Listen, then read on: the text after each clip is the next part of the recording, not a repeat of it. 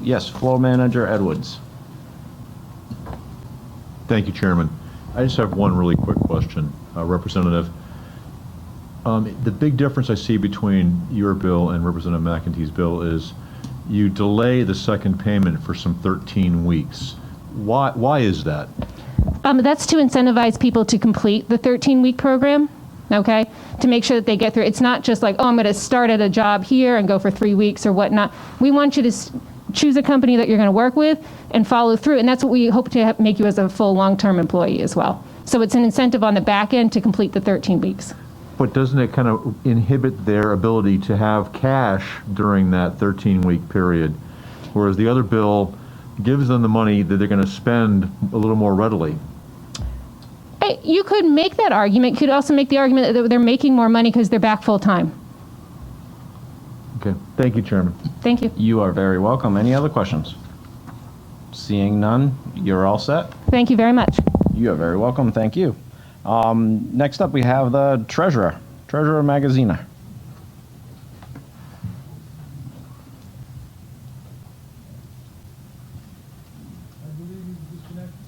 Oh, I guess he was disconnected. You want to try him again?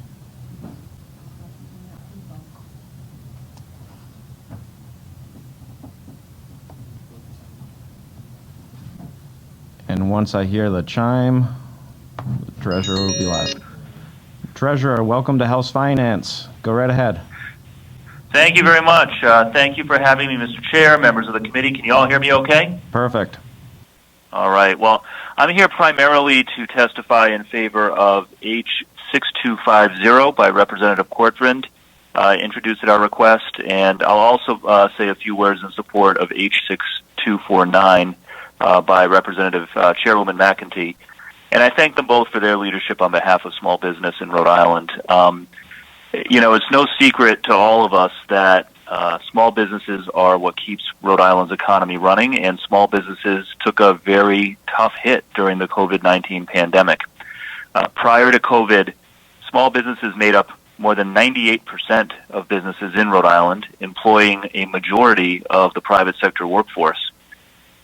Since the month before COVID came to Rhode Island, small business revenue is down 47%, and the number of small businesses collecting revenue is down nearly 40%.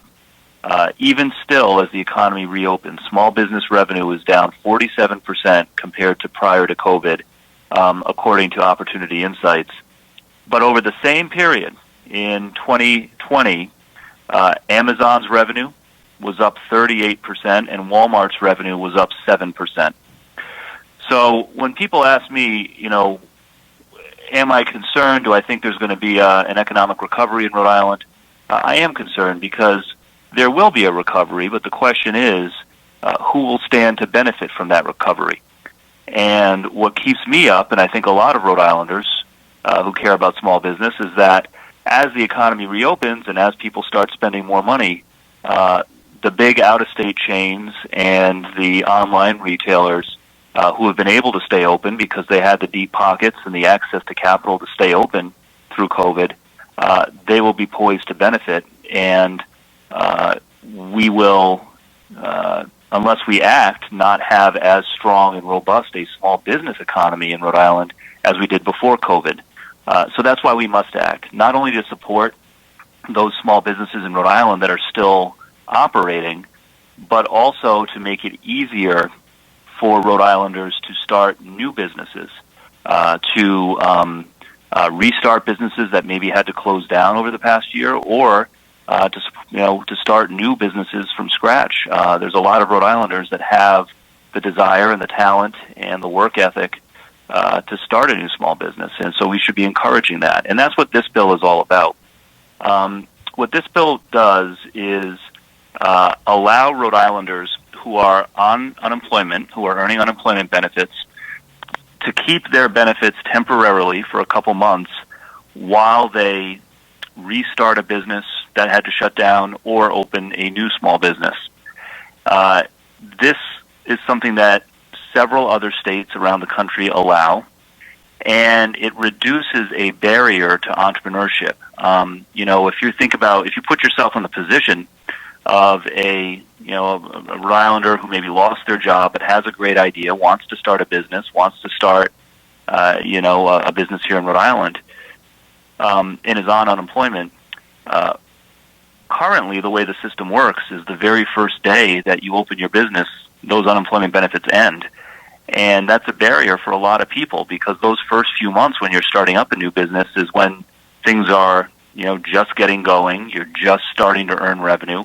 And one of the biggest expenses that entrepreneurs face in those early years, in those early months, is supporting themselves. And so, at a high level, what this bill would do is allow Rhode Islanders who are on unemployment to continue earning benefits for a limited period of time while starting a new business. Several states have a program like this, including New Hampshire, New York, Oregon, Delaware, and Mississippi. In order for individuals to keep earning benefits, they must regularly demonstrate that they are making progress in establishing a business, and they must be in a DLT-approved training program for entrepreneurs. There is no budget impact, no general revenue impact at all to this program. It is purely a continuation of unemployment benefits for a limited period of time, paid for out of the Unemployment Insurance Trust Fund, which is currently still sitting at over $100 million surplus. Our hope and our belief is that adopting this program will open the door to entrepreneurship, particularly for those Rhode Islanders who, come from disadvantaged communities, come from lower income backgrounds, particularly communities of color that, face a barrier in starting a business, and that it's difficult for them to take that leap when they face the prospect of uncertain income for those first few months. So again, this is a program that exists in other states, has been successful in other states, will help Rhode Island build back a strong small business economy as we reopen. We've been in contact with DLT and other stakeholders in developing this legislation. It is going to require some cleanup. The version that you have in front of you is a little bit rough. It lays out the framework for the program, but it is going to require sub-A language, so we're in conversations with our partners at DLT as well as Representative Cortvriend around some changes to the bill, and we'll, of course, incorporate any other feedback that comes out of this hearing tonight. I also want to express my support again for Chair McEntee's proposal to allow job seekers to return to work while staying connected to the unemployment system as well. This, as I won't go on in great length on this because I think prior speakers have spoken to it well, but it's a way to help small businesses get people back to work in Rhode Island without costing those Rhode Islanders the extra benefits that the federal government has granted them. That's a good proposal and a necessary one, so I support that as well. And I just want to thank this committee again for your consideration. I want to thank Representative Cortvriend, Chair McEntee, and all of you for working with us to support small businesses in Rhode Island. It's been a challenging year, but it's also inspiring and exciting to see Rhode Islanders really come together to support small businesses to help us get through this and help us reopen better than ever. So thank you for hearing me tonight. I'm happy to answer any questions, particularly on Representative Cortvind's bill, and I thank you again for your consideration. Thank you, Mr. Treasurer. It looks like we do have a question from my colleague to the left. Go right ahead. Thank you, Vice Chair, and thank you, Mr. Treasurer, for joining us tonight. I appreciate it. You and I share a passion for small business. We work together on so many issues together, and certainly small businesses need employees. I do have a question, though, regarding my understanding is the unemployment assistance is going to be paid to participants who are in the self-assistance program. How do they live, day to day? What monies are they getting to live if the money is going to help them develop a small business in the state? Well, so these would be individuals, and thank you, by the way, Madam Chair. I know before you were chair of your current committee, you were chair of the Small Business Committee prior, and you are a great champion for small business in Rhode Island as well, so thank you for that leadership. So this is purely unemployment benefits. These would be Rhode Islanders who are unemployed and earning benefits would be allowed to keep those benefits for a couple of months while they are starting up a new business. Whereas under the current rules, the first day your business opens, those benefits would immediately stop, right? And so it's just a temporary extension of unemployment benefits to help people in those, support themselves in those first few months while they're launching a business. I see. So it's really just a little 2-month platform of unemployment benefits to help launch a business. After that, you're pretty much on your own. Yeah, exactly. As opposed to right now where you would be on your own basically from day one. Got it. Thank you. Well, thanks for all you do. Thank you very much, Vice Chair. You are very welcome. Wonderful questions. Any other questions for the treasurer?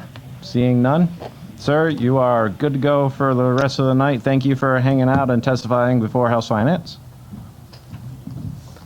And then next up, moving down the witness list.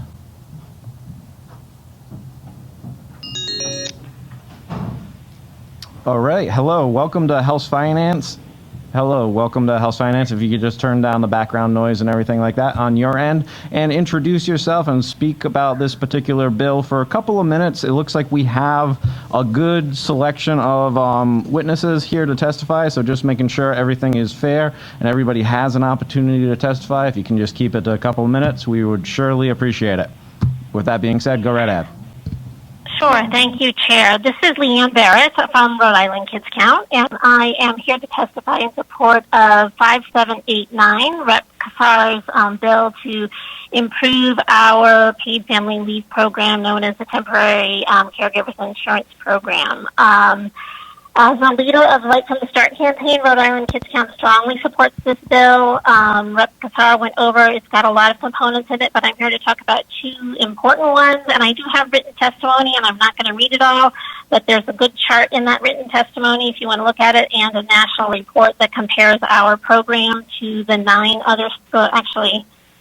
other states. Now Colorado has also passed one, so I can explain that when I get to it. But there are really 2 very important things that are important to know about paid family leave is that we really want our low-wage workers to be able to take it because if the wage replacement rate is too low, we know that low-wage workers don't take it even if they've been paying into it and even though they're eligible for it because they can't survive on 60% of, let's say they make $14 an hour, they can't make ends meet and pay their rent, food, etc. So there's lots of national research on that, and the other important thing is we need at least 12 weeks of paid leave. Really, it's the 4th trimester of after you give birth. The babies are not really designed to survive on their own during that period, and they need intense individualized care. So I also wanted to mention the American Academy of Pediatrics, Dr. Pam High, was unable to testify tonight, but she wanted me to mention that there's written testimony that they've submitted and they strongly support it as well.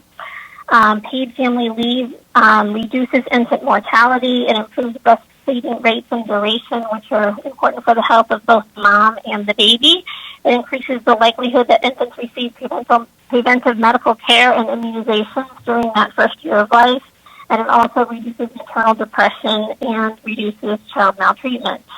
I mentioned that research shows low-wage workers are less likely to take the paid leave. I have data in the chart that shows that about 38% of the individuals paying into TDI and TCI are in the lowest wage category of making less than $20,000 a year. But only 16% of them are taking the leave. So they aren't taking it, and it's likely because they can't survive on the low wages. So we recommend increasing the wages according to the bill, which will put us more in line with our neighbors of Massachusetts and Connecticut. The 12 weeks is also really important.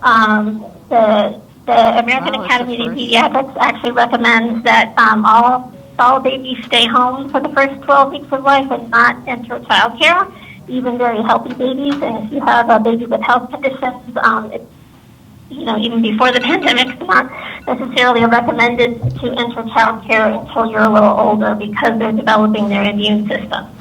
There's actually quite a bit of research that 6 months of leave is recommended, or even 1 year of leave, which is common in many other countries. Extending the number of weeks of leave to 12 weeks will benefit dads who only right now qualify for 4 weeks. Other parents who do not give birth, including 30 seconds.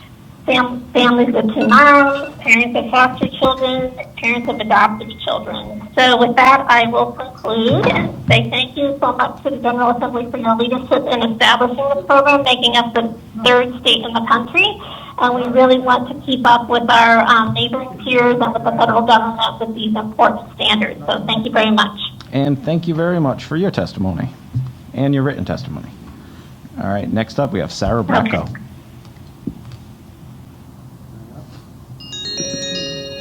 Sarah, you are live with House Finance. Go right ahead. You got 2 minutes. Shut up. Sarah, you are live with House Finance. You got 2 minutes. Go right ahead.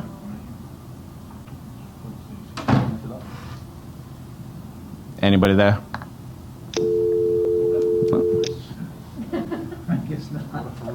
All right, next up. We've got Farouk on. We'll go back to... Farouk, okay. Hello, Farouk. You are on live with House Finance. If you could just introduce yourself, talk about the bill that you're here to testify on for a couple of minutes. Go right ahead, my friend. Yes. Thank you so much. Good evening, Rhode Island House of Finance Committee. My name is Farouk Rajab. I'm the General Manager of the Providence Marriott on 1 Orm Street in Providence, Rhode Island.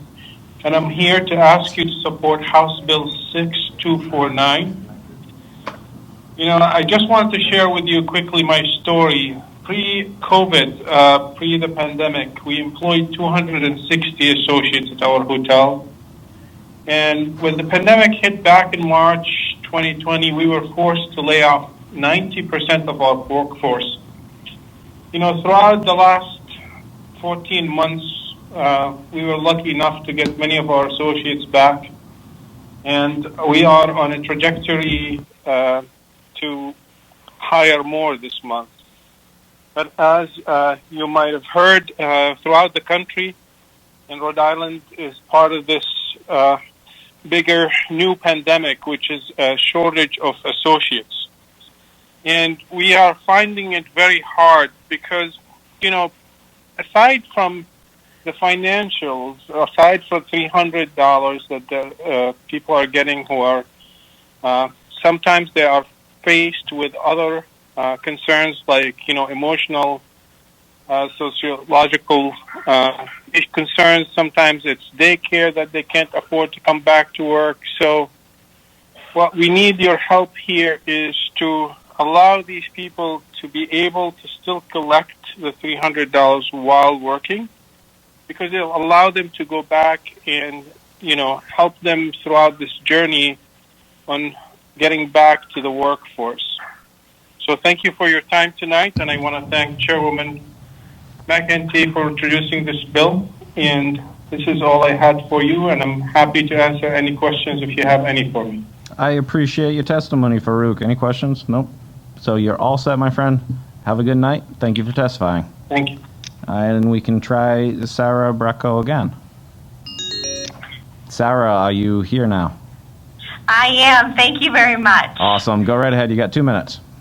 All right. My name is Sarah Branco, here on behalf of the Rhode Island Hospitality Association in strong support of H6249. And we do want to thank Chairwoman McEntee for introducing this and offer our very sincere thanks to DLT Director Matt Weldon, who has been just an absolute wonderful partner to our industry over the last 14 months. And I also want to thank the over 50 hospitality businesses that signed a letter to the committee in support of this legislation. As the hospitality industry in Rhode Island approaches the very long-awaiting reopening date in the end of May, we are now faced with an unprecedented workforce shortage. And this is not just a Rhode Island problem. It's something that we're seeing across the country, but is becoming known as a new pandemic. There is a variety of reasons why this workforce shortage is existing right now, but we do know that the additional $300 from the federal government is playing a role. This legislation provides a targeted, fully funded incentive for people to return to work while avoiding that benefit cliff of the current system. It can be implemented using existing structures and does not require any additional work or reporting from the employer or the employee. This proposal is only part of the conversation on this issue. Over the last several months, we have been advocating that DLT reinstate the work search requirement, and we are very happy to know that DLT is reinstating that this month. We also need employers to start reporting people who refuse to return to work and for those claims to be handled in an expedited way by DLT. The Rhode Island Hospitality Association takes our role in this very seriously. We are redesigning our current job search portal to be more robust and user-friendly. Our team of experts have been conducting nationally certified training programs throughout the entire pandemic and are continually looking for new and creative ways to train people entering our industry. We have come so far, and it has been such a long, hard road, and we cannot afford to have our reopening paralyzed by a workforce shortage. So we urge the committee to consider this legislation and help us navigate the coming months of recovery, and I'd be happy to take any questions. And it looks like we don't have any questions, so thank you very much for your testimony, Sarah. Thank you. Next up. Hello, you are on live with House Finance. If you could just introduce yourself and talk about which particular bill you're here to testify on for a couple of minutes, go right ahead. Hi, Chairman. This is Rachel Flum, and I am the Strategy Director and Senior Policy Analyst for the Economic Progress Institute. Good evening. I'm pleased to be here to support Rep. Kazar's Bill H5789, which would make important changes to the TCI program. And I want to first thank Rep. Kazar for her leadership on this legislation and for her real passion for supporting caregivers in our state. I'll note for the members of the committee that I've submitted 2 fact sheets about paid family leave. One focuses on the important role that TCI played during the pandemic, and the other one is more focused on the bill itself. I'm very glad that your committee is focusing on improving programs like paid family leave that allow folks to balance their work and family obligations. During this pandemic, we've seen in stark focus how this country's failure to help families balance those obligations are resulting in women leaving the workforce, which we know will have ripple effects on our economy and families' lives for decades to come. I'd like to note that we are proud to work with a coalition of partners, including at least 12 that are weighing in with you today. Not to worry, not all verbally, but you should have at least letters of support from a spectrum of constituents that include seniors and children, groups that support children, including the American Academy of Pediatrics, folks working with folks with disabilities, including RIPEN, the Parent Information Network, and organizations working with survivors of domestic violence. All of these groups know that families in Rhode Island need a more comprehensive paid leave program to allow folks to best balance work and family obligations. You know, as Rep. Kazar and Leanne have mentioned, we were the 3rd state in the country to pass paid family leave, and what have we learned since then? We know that people love it, that they use it, and it was very helpful, as Sharon pointed out, during COVID. People were able to use it much more during COVID to either bond with a new family member or to take care of a ill family member. As DLT mentioned, this helps folks be able to support families while we waited for some of the federal pieces to come through. But what we've learned is that too often low-income folks are paying into the program but not being able to use it. As Leanne went over this, so I won't go over it again, but we think this is a really important piece of this bill, that it would increase the wage replacement for the lowest earners. All the other states who are passing paid leave are really doing that kind of progressive wage scale, and it's time for us to do that as well. We also just want to note that this is really a bill that is focused on supporting our essential workers, many of whom were some of the gig workers and self-employed workers during this pandemic. Unfortunately, those folks are not allowed to use paid family leave right now, and this bill would recognize that they are real people with real struggles too and allow them to pay into the program. Just in conclusion, I just want to point out that this also supports, expands the categories of who can care So we know that for a lot of seniors, they may be caring for their siblings or their grandchildren. Currently, they would not be allowed to do that. And I just want to urge the committee that during this pandemic, it has been so clear how much we need to support caregiving, whether it's paid caregiving or family caregiving. And we think this is the moment to make real transformative change to our program to support those caregivers going forward. And I'm happy to answer any questions. All right. Thank you very much for the comprehensive testimony. As always, Rachel, I appreciate it. And it looks like there's no questions, so have a good night. And then next up, I believe we have Joe Paolino.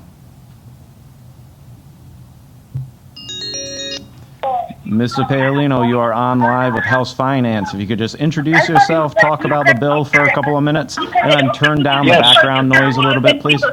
We're getting feedback. Okay, let me walk away. My name is Joseph R. Paolino Jr.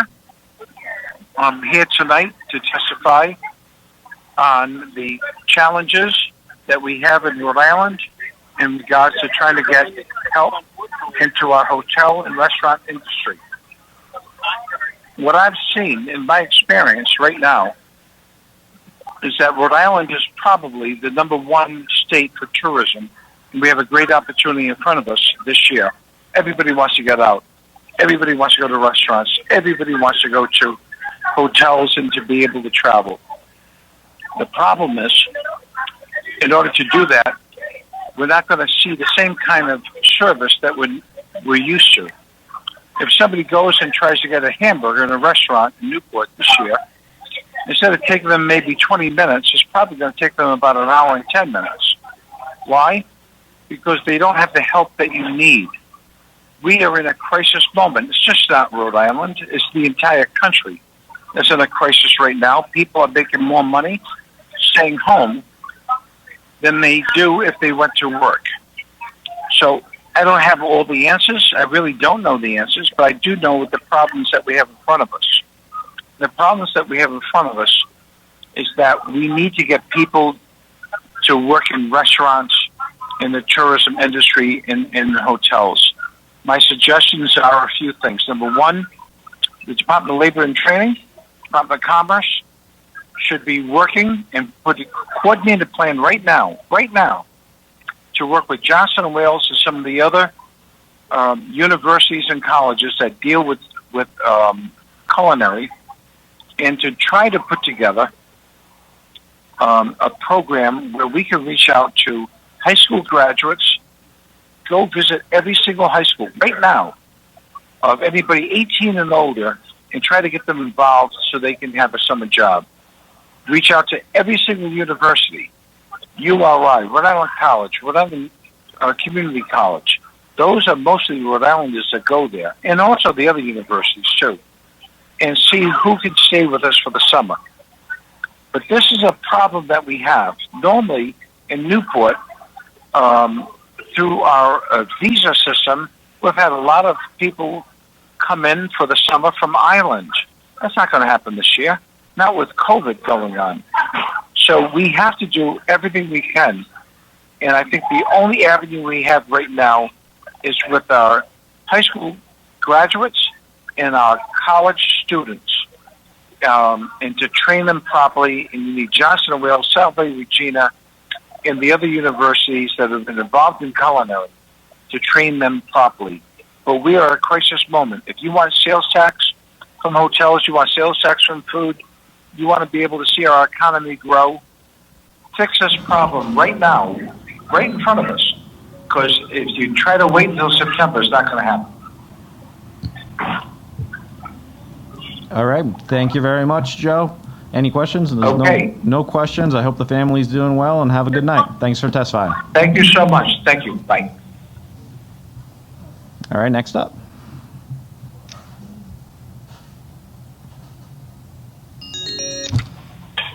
Hello, welcome to House Finance. You are live. If you could just introduce yourself and then talk for a couple of minutes about which particular bill you are here to testify on. Go right ahead. Yep, hold on one second. All right, my name is Joseph Saltamaccia. I own Giuseppe's Pizzeria Bistro in Smithfield. I am for the I don't know the number of the bill. It's for the one that Dave's Brewed Awakenings is doing to combat the unemployment problem that we're having 6218. in restaurants. Yeah, 6218. So I have a small business. I normally have 21 employees. Right now I'm trying to run my business with 17. I've been trying to hire 4 full-time people at salaries starting at $50,000 a year since February. And we cannot even go against the unemployment, the cost of the amount of money that people are taking home. They might take home maybe $100 or $200 less a week, but they can stay home because of the $300 extra from the federal government. Right now, my wife is in the restaurant managing. I'm on the line cooking, which I haven't done in over a year. Or I'm sorry, before the pandemic, I had been off the line. I had enough staff to run the restaurant without me cooking. So my son's home with a babysitter. I'm paying a babysitter. My wife's here managing. And my manager's on the floor taking tables because we don't have enough staff to work in the front of the house. This right now is worse than it was any time last year. And my sales were down almost 25% last year. And I would rather have that than have what I have right now. I have customers coming in. We're busy every single night. Everything has started to improve, which is great. But I can't do it because I don't have the staff. So that's pretty much all I want to say. I know you guys know all the ins and outs of the bill and all that stuff. I'm not here to talk about the technical stuff. I'm just here to tell you my story. Hey man, we're here to learn about what's happening out in the world. So we appreciate you telling your personal story like that. So thank you and have a good night. Thanks, you too. All right, next up.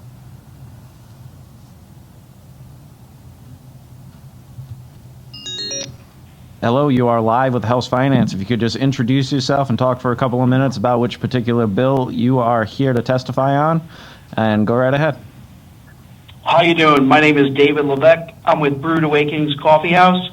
I signed up to talk about 2 bills, so I'll go first with Bill 6249 as to why I do not support this bill in lieu of 6218. Number one, 90% of the people on unemployment right now do not take advantage of this opportunity.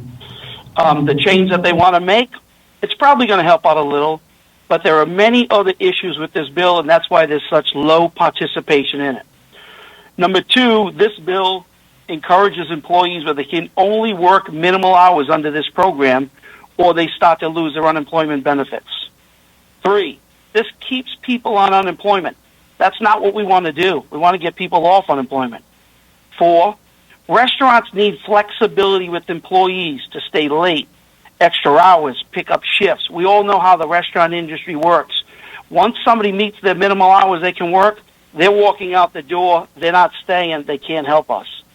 5, this bill encourages lower wages. Let me tell you why. If you can only make $150, I'm not going to want to pay you $15 and have you only working 10 hours. I'm going to pay you minimum wage and get $13.46 out of you. It does not encourage people to pay more money under this program. 6, the cost of onboarding for any business is expensive for an employee. But to invest in people working short hours, it's not something the restaurant industry can do, and it's very costly.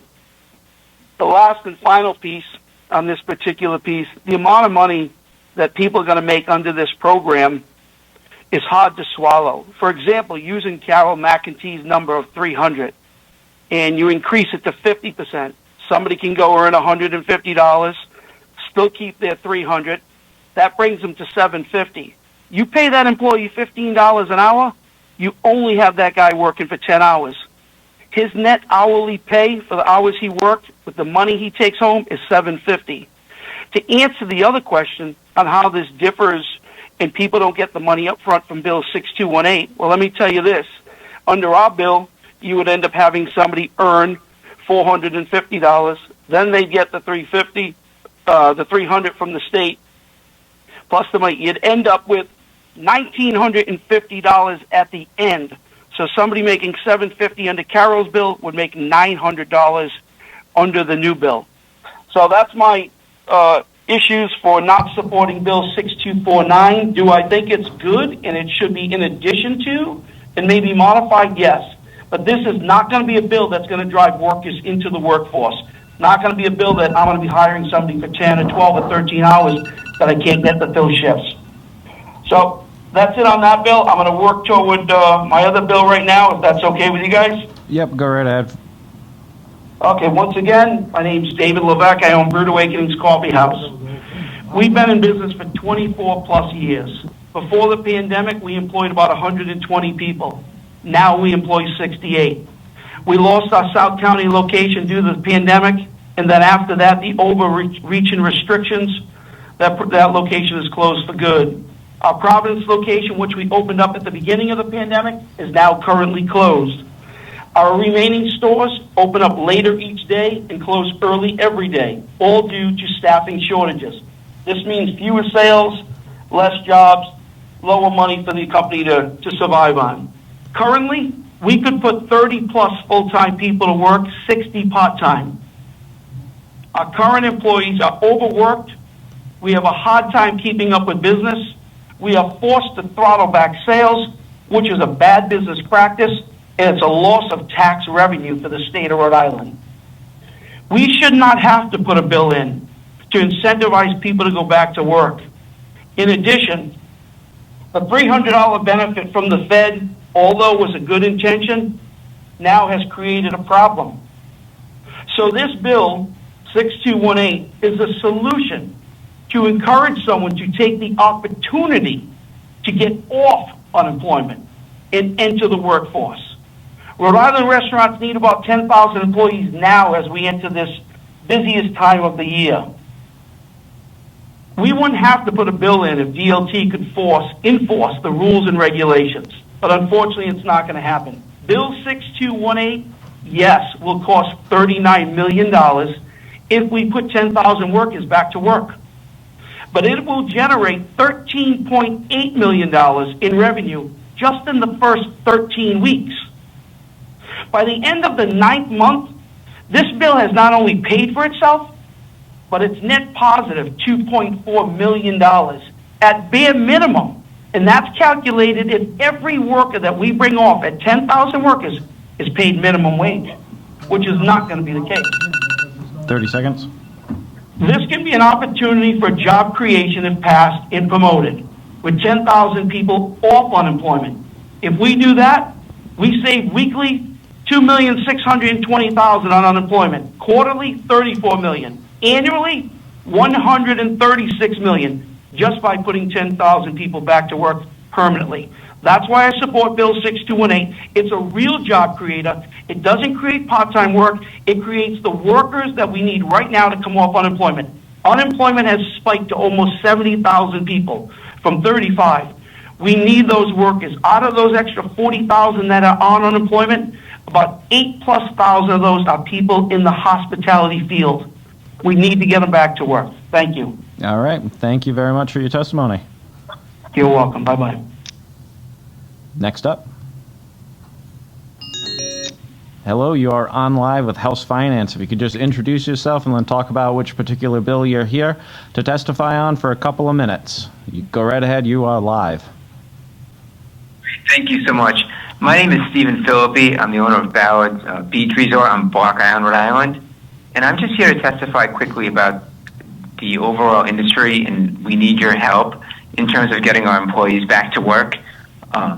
Both Carol McEntee and Barbara Fenton-Funk have put together great bills that we need you guys to act on as soon as possible. This industry, I'm on the front lines. I see it every day.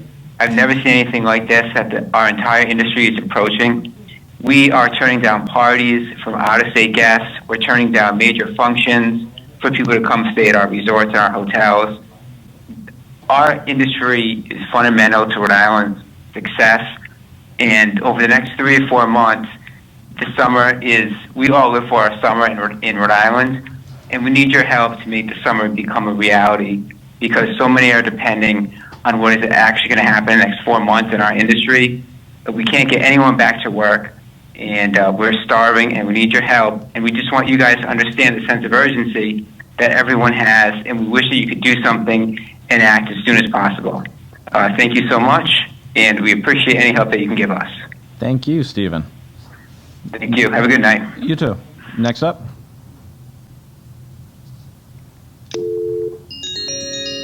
Hello, you are on live with House Finance. If you could just introduce yourself and talk for a couple of minutes about a particular bill and turn down the background sound, please. Thank you. Yes.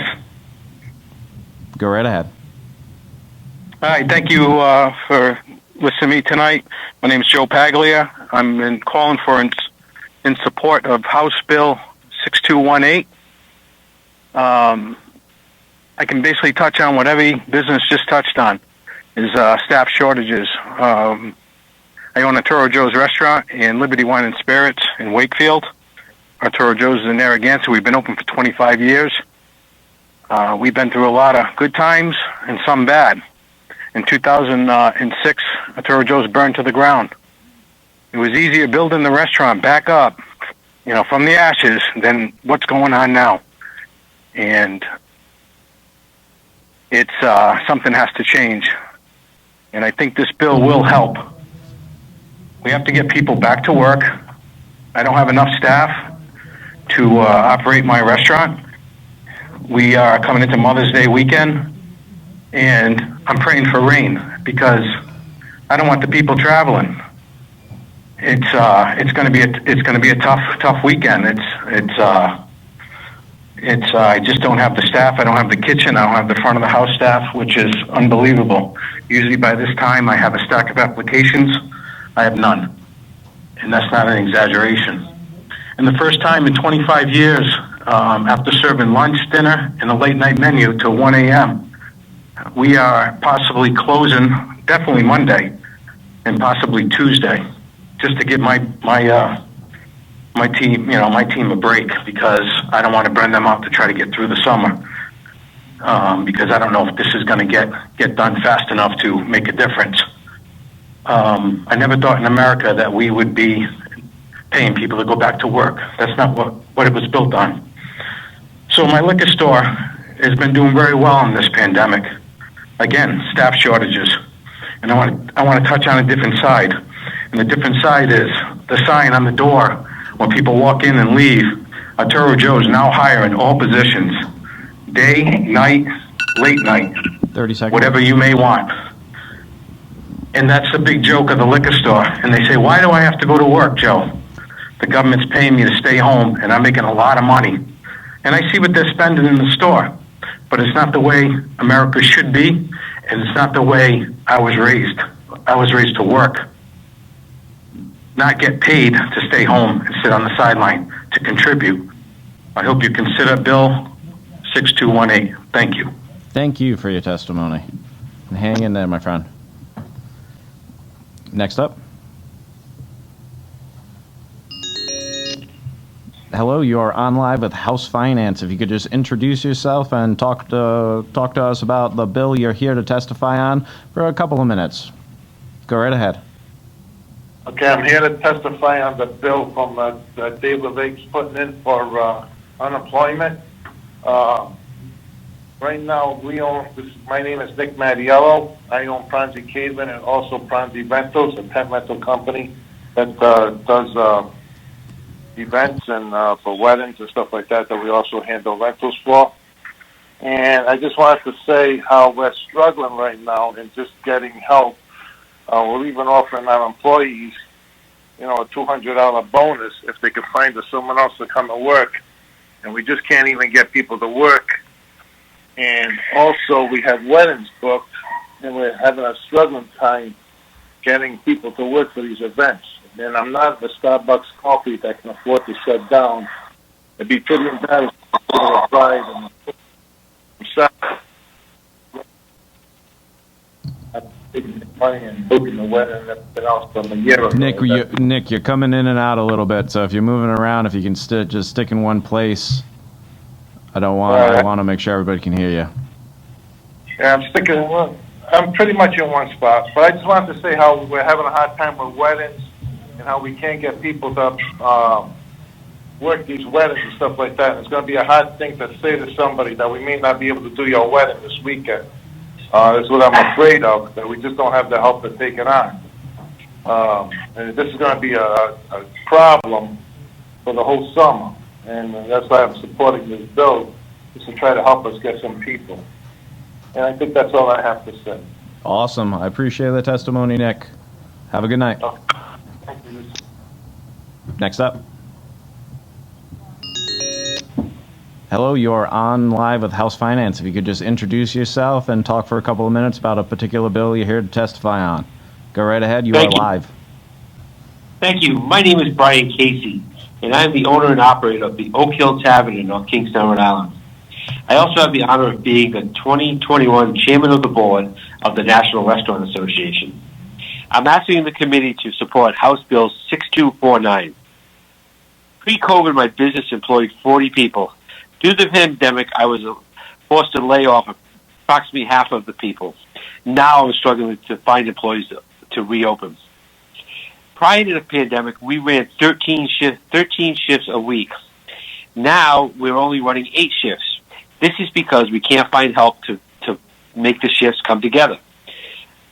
Unfortunately, we're only open 5 days instead of 7, and we're only doing lunch 3 of those 5 days. The challenge of finding work is being detrimental to my business. As we see the state's going to reopen restaurants, it's becoming a second wave of issues to trying to get employees. I'd like to thank Chairwoman McEntee, for introducing legislation, and I urge the committee to pass this quickly. Thank you very much. Thank you for your testimony. Next witness.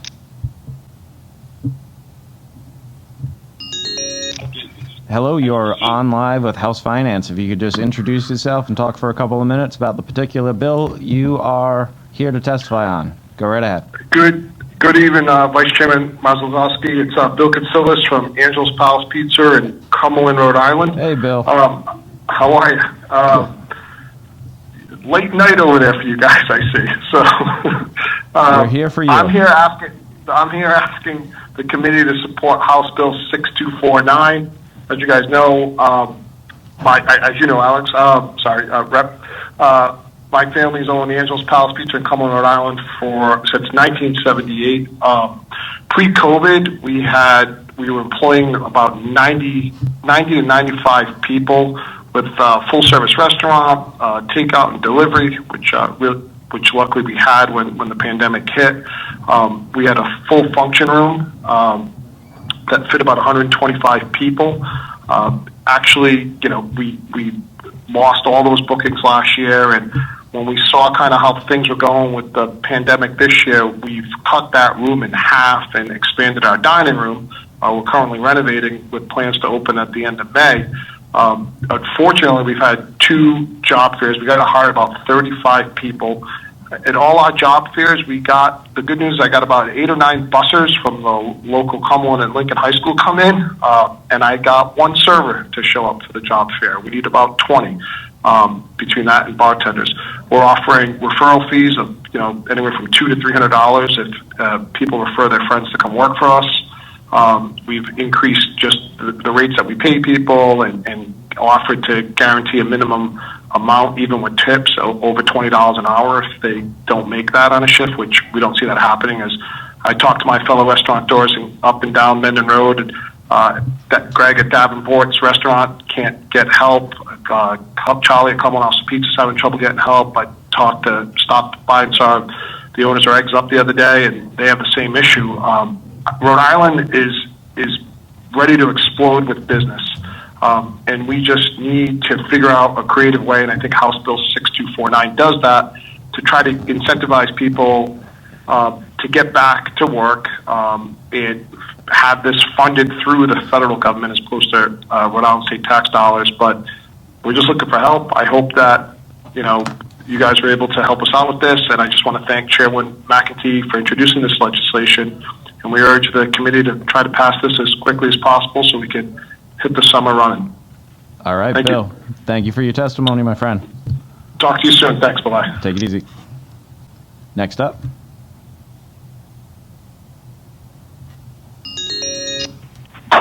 Hello, you are on live with House Finance. If you could just introduce yourself and talk for a couple of minutes about the particular bill you are here to testify on. Go right ahead. My name is Eric Handwerger. I own Ocean State Sandwich Company in downtown Providence. Pre-COVID, we had almost 10 employees. We had 9 employees. As things started to gradually progress with COVID, we cut down to 4, and then eventually wound up actually having to close for a little while just due to lack of business. We're back open and things are ramping back up again, and it's still the 4, and no matter what we do, no matter what we offer, we are getting next to no applicants, at least not viable ones. People who call, say they're going to show up for an interview, and then don't, or just no applicants at all. I mean, I've had ads out and refreshed ads for the past month and a half in preparation for something like this. I didn't know it was going to be this bad. Nobody seems to want to go out and work right now, at least not when they can stay home and, make enough money that they can get by. I think there needs to be some kind of incentive for those that do get out there and do work and, get our economy going again. I mean, I'm getting to a point here where I may have to stop taking orders at certain times of the day, or stop taking, catering orders, which are kind of my bread and butter, because I don't have the people to help execute it. I mean, I'm speaking to you now. I'm walking around my restaurant because I'm here doing prep for tomorrow, so I can be at least somewhat ahead of the game, even though I'll still have a huge prep list when I get in here in the morning. Normally, I'm home with my children at by 4:30. It's now 8:30, and I'm still here, and I've probably got another hour of work ahead of me. We need to do something. We need help. Restaurants and the hospitality industry are suffering because everybody just is okay with staying home because they've got the funds there. I've offered incentives to customers. I've offered incentives to applicants, sign-on bonuses after 90 days. It's getting a little bit crazy. All right, Eric. And I'm hoping that we can do something to help resolve this. I hope we can help you as well, and thank you for taking the time. I know there's other places you'd rather be spending your night, so thank you for hanging in there and testifying. I'm happy to take the time to speak to you about this. I just want to be home and not elbow deep in chicken. I guess it's all relative, huh? Exactly. All right, my man. Have a good night. Thanks to you too. Next up. Hello, you're on live with House Finance. If you could just introduce yourself and talk about the particular bill you're here to testify on for a couple of minutes, and go right ahead. Sure. My name's Craig Cello with Cello's Restaurant, and I provided a brief statement to read you all, if I could. Basically, my family and I are in support of this extremely urgent needed bill 6218. We are all in need for help desperately. We are grossly understaffed. Our existing help is spread too thin.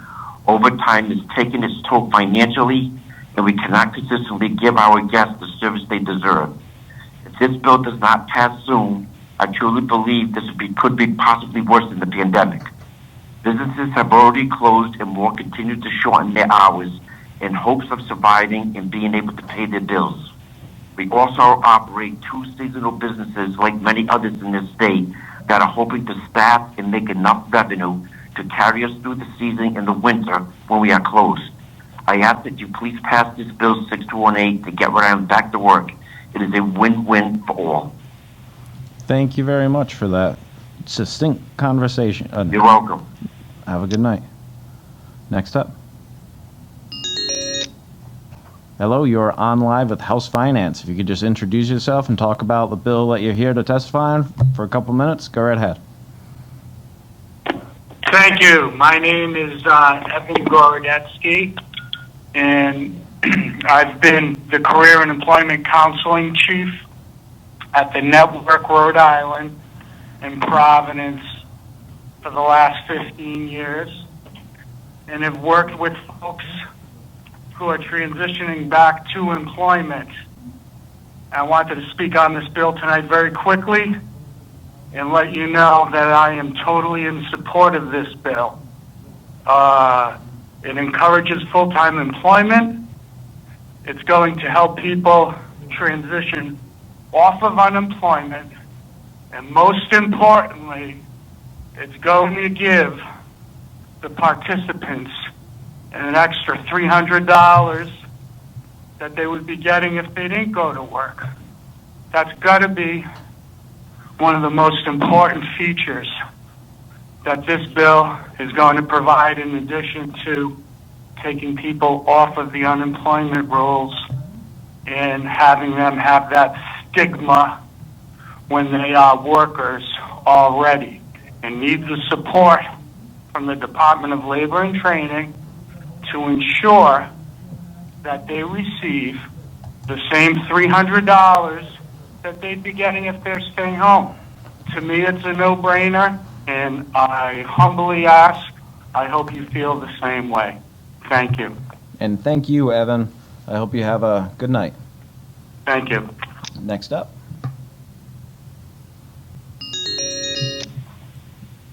Hello, you are on live with House Finance. If you could just introduce yourself and talk to us about the bill you're here to testify on for a couple of minutes, go right ahead. Okay, my name is Kevin Durfee. I own George's of Galilee restaurant. I just wanted to let the committee know the struggles that we're having with this unprecedented lack of labor.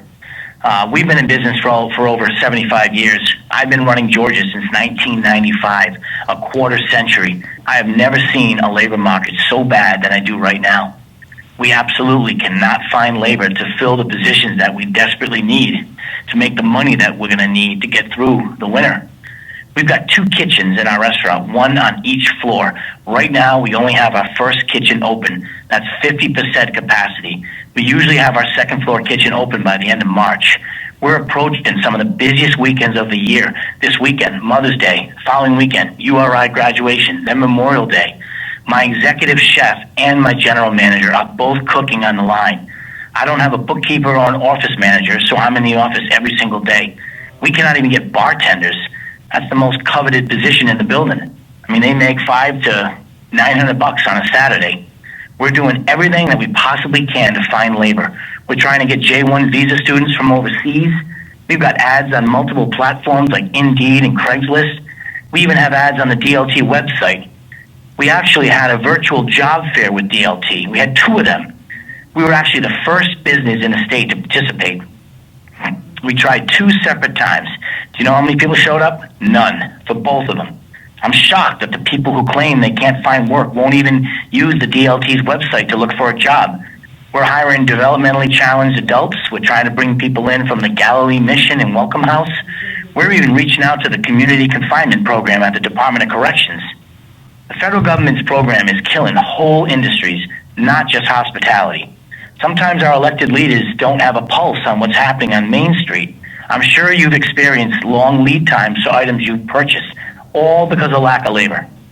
Jordan's Furniture has people still waiting for furniture they ordered back in November. Car dealerships are 6 months waiting in inventory. I'm still waiting over 6 months for refrigeration equipment. There's absolutely no need to pay people to stay at home when there's jobs everywhere. The DLT's mission is to pay people for a temporary period while they're trying to find a job. Is somebody talking? Can I continue? You can continue. You had a 30-second warning, though, so probably 15 seconds left. Okay, all right. Basically, this bill is going to help the DLT get people back to work by actually paying people to work, not sit at home. There's very little incentive for people to go back to work. Something's got to be done to provide an incentive for people to work, not to stay at home. I just want to thank Representative Fenton Fung for allowing me to speak today. All right. She says you're welcome. All right. Thank you. Thank you very much. No problem. Thank you, guys. Next up.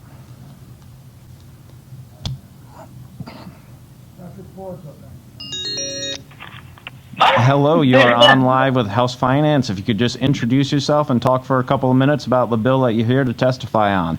Go right ahead. You are live.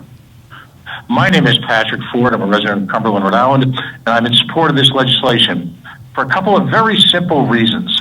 This is the only legislation being offered to Rhode Island right now that was written by stakeholders. That is members of the restaurant community and retail community who have the most to lose or gain by this. And quite frankly, well, they are at the receiving end after a year of yet another dilemma handed to them by the state. The irony here would be, this tragic irony would be, if in fact, after surviving a year of the pandemic, the failure of government to adequately understand the competitive employment environment that these restaurants and these retail institutions and these businesses in general occupy, and would finally put some of them out of business, is quite frankly more than I can bear. This legislation is also the only legislation that promotes a full work week for the people who choose to participate in it. If in fact you're going to limit, as in other legislation, to a percentage over, if you will, the normal allowable compensation on top of employment benefits, then you're talking about a minimal work week. This legislation is the simplest and the best method of getting people back to work in large quantity from the community. The rest of it isn't even close. And I just have to add that the process that this bill was generated by members of the business community getting together and understanding the problems and then presenting it to the legislature, only to be, if you will, sidelined by the governor, is kind of offensive. So let's get people back to work. Let's stop the nonsense. If in fact we are about to be on the receiving end of $1 billion+ the money that costs us to jumpstart this program is a fraction of that. And quite frankly, the hotel tax, the restaurant tax, the sales tax, as well as the reinvestment, if you will, by wages received by members of this program back into the community, I believe will far exceed 30 seconds. Anything that the state is out of pocket. Folks, the state broke this community. The state broke retail in this state.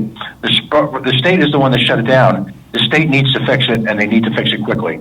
There are days to go before Mother's Day, which for many businesses in this state represents, if you will, sort of a Black Friday, particularly for the restaurant business, particularly for the community, if you will, that revolves around tourism. There's no time to waste on this. We can't go another summer with the type of retail activity we had last year. Please, please support this legislation. People's economic lives are depending on this as we speak. Thank you. Thank you very much, Pat. Thanks for hanging in there. I know it's getting late, so it's almost... No worries. Anytime. All right, next up.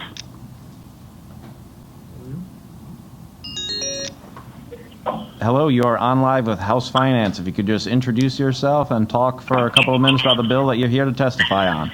Go right ahead, you are live. Sure, I'll be very brief. My name is Gary Bliss Garabedian. I am a managing partner of the Warwick Mall.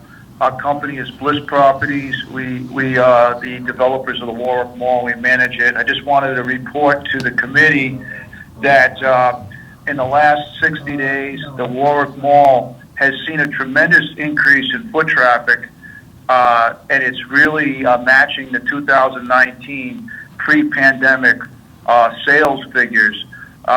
Stores are reporting tremendous uptick in sales, but the biggest problem that we're seeing is there's no staff. There's not enough staff to handle the volume of business, which is obviously a sales tax generator for the state of Rhode Island.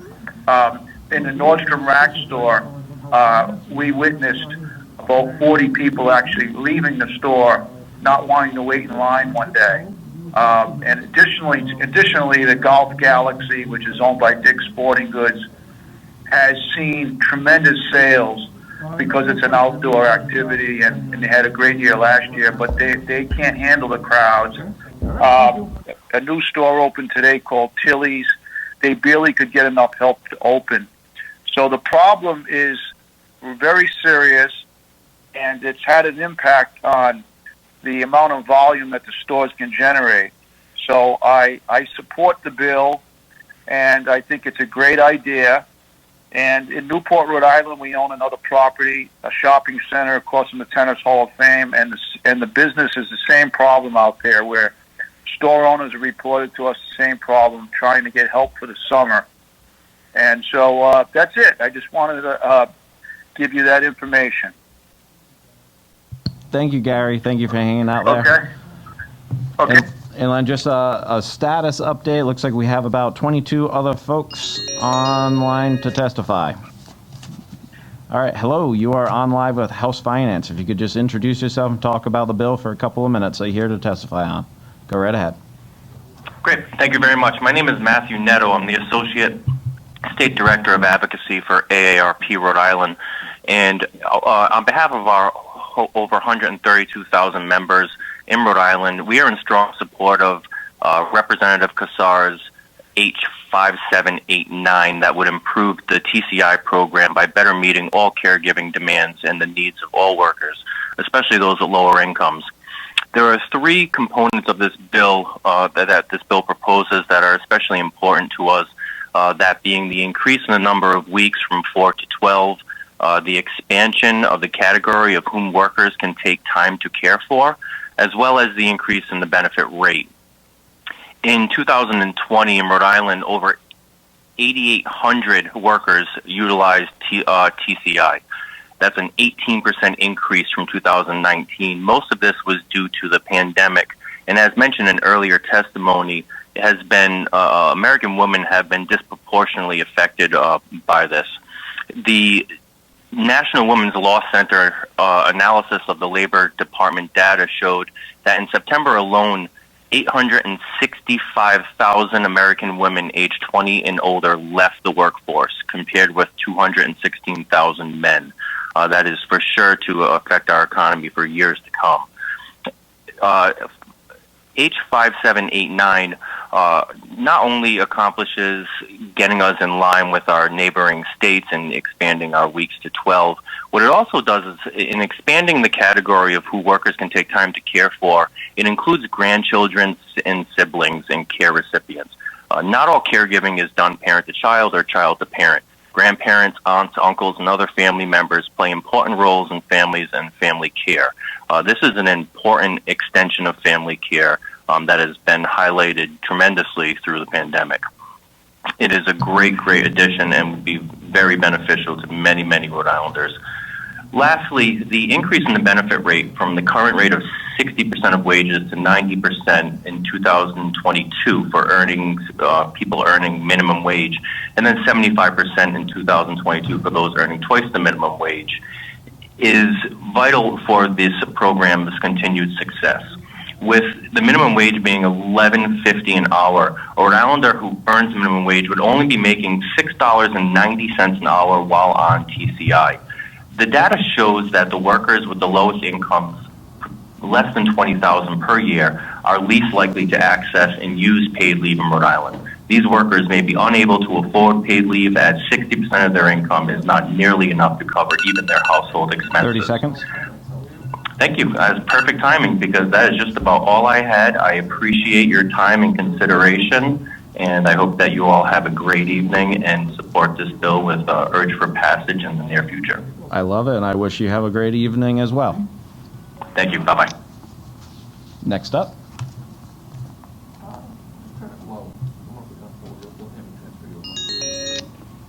Hello, you are on live with House Finance. If you could just introduce yourself and talk about which bill you're here to testify on for a couple of minutes.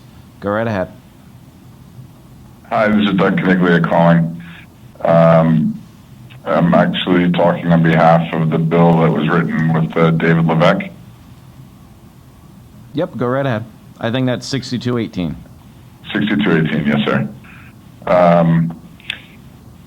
What would you like to know? Just talk to us. Tell us a little personal anecdote for a couple of minutes and, sure. And win us over. Okay. So I think for us, a small business, we're struggling with the disconnects between the intention of what unemployment is supposed to do and the reality of what's happening out in the world for small business and people looking for jobs. We have job offerings out there on a regular basis, and basically people are not even reaching out, not returning any ads, not returning any kind of correspondence, or if they are, they're scheduling appointments, they come in and then basically never show up again, or they call and never confirm. We're looking to see if there's an alternate way to use the federal funds, and obviously Dave's bill offers an insight to incentivizing the worker to go back to work as opposed to staying engaged in an unemployment process where there's no re-engagement back into the workforce, right?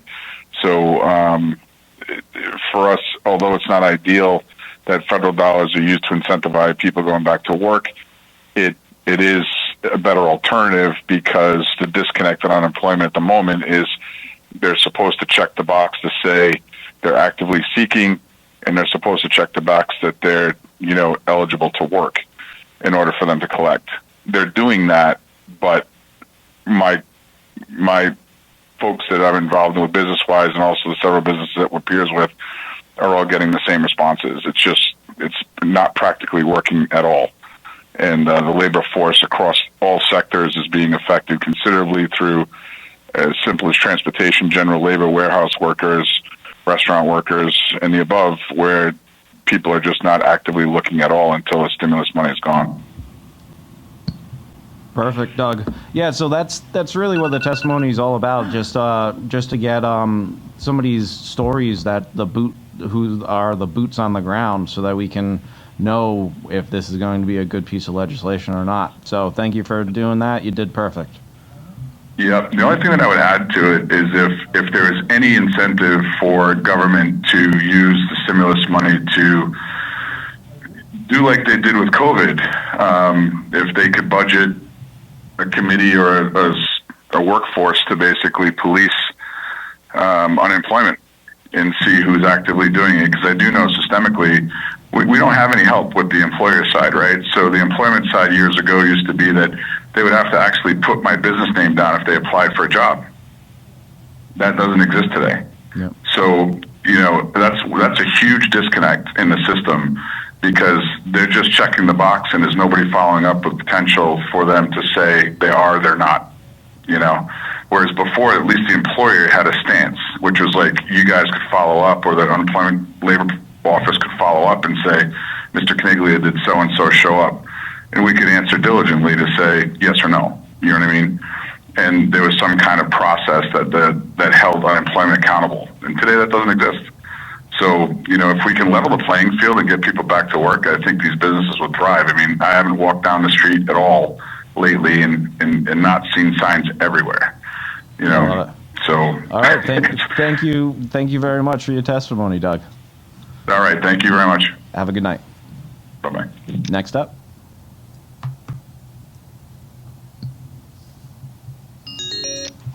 Hello, you are on live with House Finance. If you could just introduce yourself and then talk briefly a couple of minutes about the particular piece of legislation you're here to support or oppose. Go right ahead.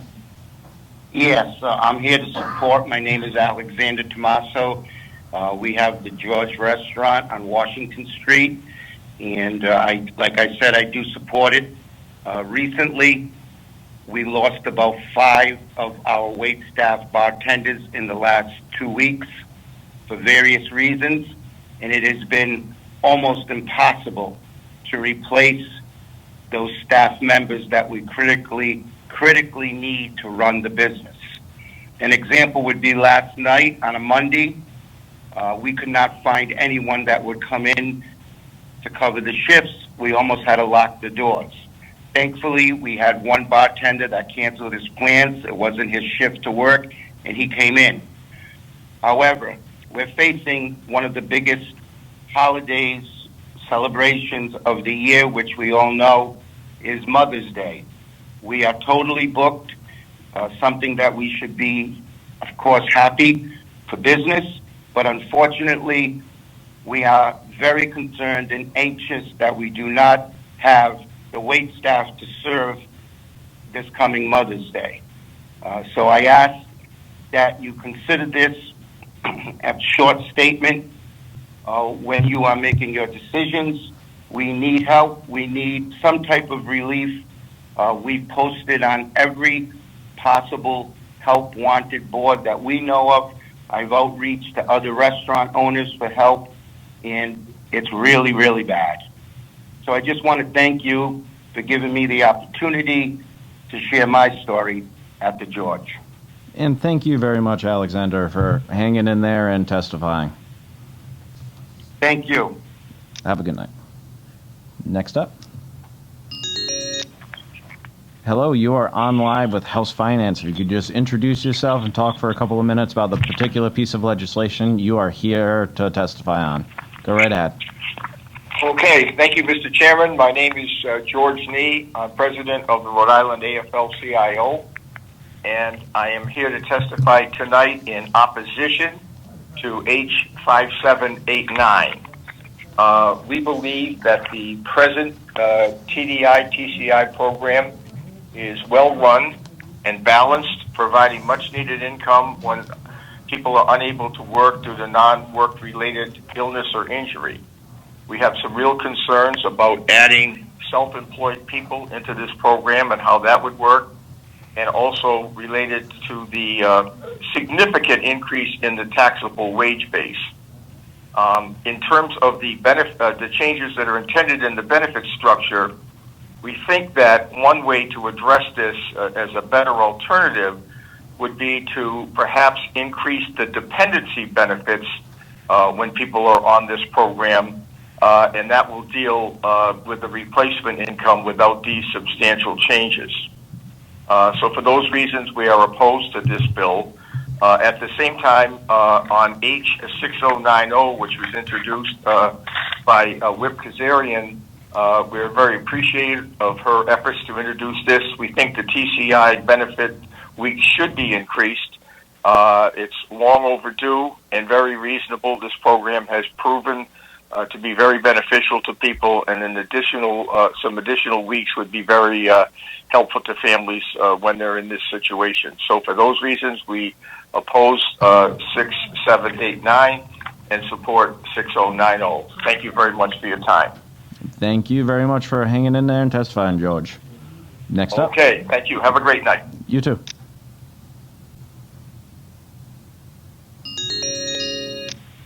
Hello, you are on live with House Finance. If you could just introduce yourself and talk for a couple of minutes about the piece of legislation you are here to testify on. You are live, and go right ahead.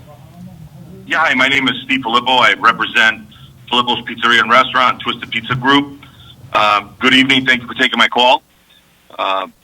We have been in business for around 50 years in Rhode Island. Needless to say, we love our state. My parents started here in 1967 and never left or even thought of moving operations elsewhere. That being said, it's not business as usual. We are within inches of a collapse. We had hopes to grow more around, but this is no longer the case. We have 8 restaurants now, and we are most likely closing one to staff other ones, and this is a common trend. When all units supported its employees and owners with no problems. We are a family-run business that take pride in what we did. My staff was excellent. We were growing. Now my restaurants are injured and my staff is all beat up. It will won't be long before they all walk, and I can't blame them. And to be honest, I would have no choice but to follow suit. We have many people apply, even take the job, only not to show, which brings morale even lower.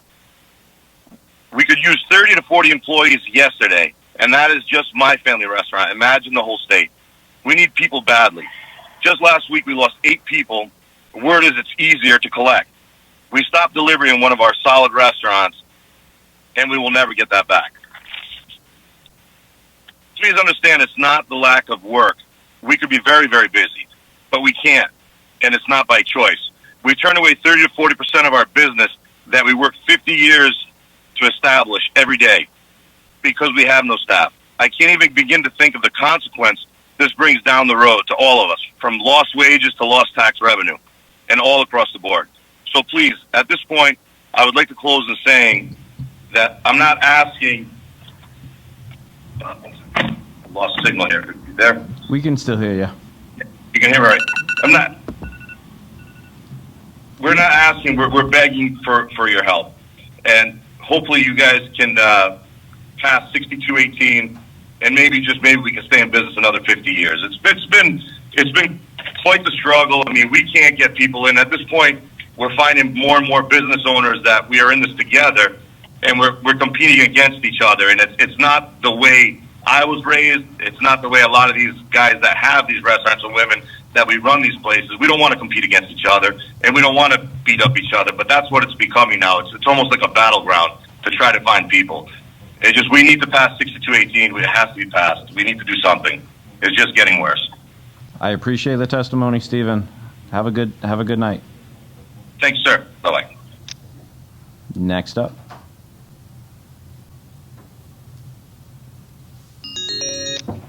Hello, you are live with House Finance. If you could just introduce yourself and talk on the bill that you're here to testify on for a couple of minutes. Go right ahead. Hi, yes. My name is Frank Recupero. I'm actually with Downtown Restaurant Group. Currently, we are closed with Central Restaurant in Providence at the Omni Hotel. Also closed is the Big Restaurant at the Hilton in downtown Providence. And just recently, last week, we opened Public Kitchen and Bar, which is at the Renaissance Hotel. Also, currently, we are open in South County, Loconda Restaurant. And at the moment, we are, kind of dealing with, I think, what everyone else is dealing with. I think the elephant in the room is kind of a scenario playing out where I'm sure everybody is talking about in their own different version. But the restaurant industry has never seen before a situation where you have, the existing or surviving restaurants, so many of which have closed, but the ones that are actually open through the pandemic, the ones that are still here and surviving, like Loconda, for example, just fighting for the smallest pool of service staff ever, and to think that whatever or whoever is surviving this pandemic, if you thought of it in this context, I say the elephant in the room because it's so obvious. We're all fighting for the smallest talent pool or service pool that the restaurant industry has ever seen before in the history of the industry. If you think about it, think about all 30 seconds. Think about all the restaurants that have a help wanted sign out for service staff and cooks and dishwashers and hostess, and in an industry where we're starting to ramp up for business and get busy, and what we can't provide is the service that we're so used to providing, pre-pandemic. So we have all this ramped up or amped up service, with regards to people coming out and being vaccinated, but we don't have the service staff to accommodate this. This has been the biggest frustration, and overpaying for staff that we once had at a certain rate. Now we're like sometimes doubling their staff just to have them show up. It's really it's sad to see that the restaurant owner is not really being compensated in that way.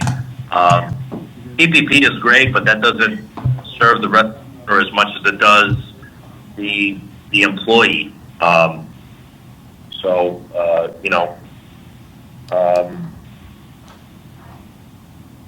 right, Frank. Thank you for your testimony. Yep. Okay. All right. Thank you. Have a good night. Thanks.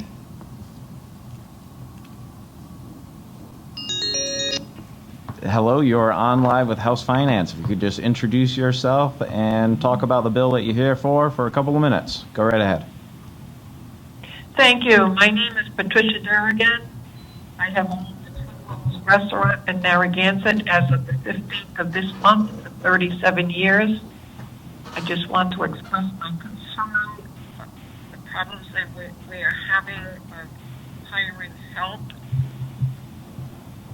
You are. You're fading in and out a little bit. So if that's something on your end, maybe stand still, or I don't know.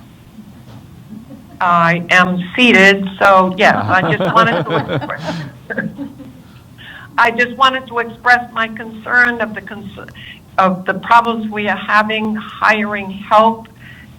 We can't get our employees to come back. We're so happy that we're opening to 100%, but we don't have enough help, and we're not even able to open our outside facilities for the lack of help. All right, short and sweet, Patricia. I appreciate it. Thank you for hanging out there and testifying on this important piece of legislation. Have a good night. Thank you.